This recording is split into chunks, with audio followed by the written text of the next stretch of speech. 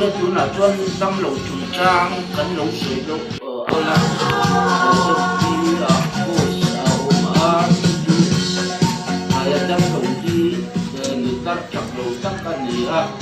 chuan thốn bên trên bằng chiang thuộc tu thế có bộ bên ăn thủ thì soi thì chú cái này cắn đầm tổ dâu tu thế đâm lẩu tê cắn thăm buồn pui tụt lệ cắn hình hạ na về tê hiền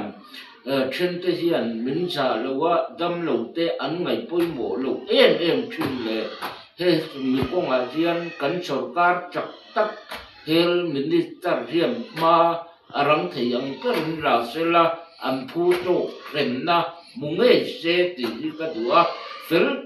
tắc thọc tu tê riêng anh ông lại trên cái phèn lẩu rồi mấy tiếng đâm lẩu ngày sặc lẩu đâm lẩu ngã mà ngay lẩu đâm lẩu mà muốn là lệ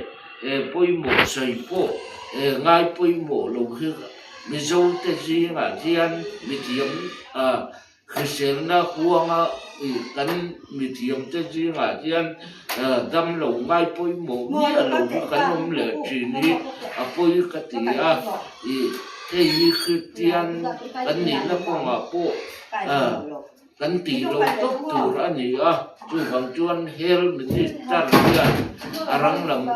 in quy ri là in mà là thế là ăn phu tô rèn na hi từng ngày rồi chết thì cần sấy đủ anh đi đâm lẩu tê ăn lấy là in ăn không ai khác cũng khúc mấy video diệt tê po mà thu diệt tê po càng video tê thu diệt tê cả muốn ta cả sấy việt tiệm lẩu lai tê đó na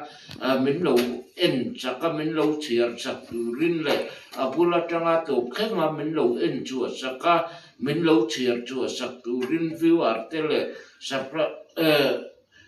mình lẩu chiar tu tê mình lẩu view chắc cả like lệ share comment tê subscribe tê mình lẩu bẹc sắc trâu tu rin căn nền trâu căn châu anh ấy in sa vai bye bye rất tu lệ